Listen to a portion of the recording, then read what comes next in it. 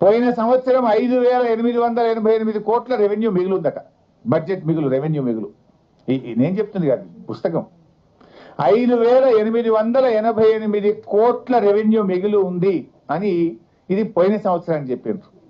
ఈ సంవత్సరం బడ్జెట్ లో ఏం చెప్తున్నారంటే 2,738 కోట్ల మిగులు బడ్జెట్ ఉంటుంది, రెవెన్యూ సర్ప్లస్ ఉంటుంది అని చెప్పి ఇందులో ఈ బడ్జెట్ పుస్తకంలో చెప్పారు. రేవంత్ రెడ్డి ఏమంటాడు, రాష్ట్రం దివాళా తీసింది, ఉద్యోగస్తులకు జీతాలు ఇవ్వండి, డిఏలు ఇవ్వండి, పెన్షన్ రిటైర్మెంట్ డబ్బులు ఇవ్వండి అంటే ఎక్కడా 500 కోట్లు కూడా లేవు, 500 కోట్ల క్యాపిటల్ ఎక్స్పెండిచర్ డబ్బు లేదు అని బయట ఉద్యోగస్తులు అడుగుతారేమో వాళ్ళకు చెప్తాడు.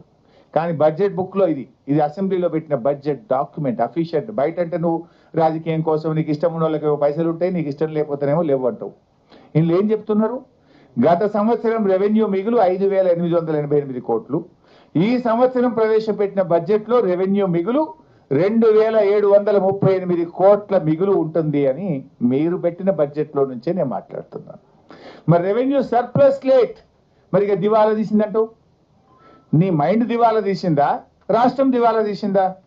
రాష్ట్రం దివాలా తీస్తే బుక్ లో ఉండాలి కదా, మీ ఆలోచన విధానం దివాలా తీసింది.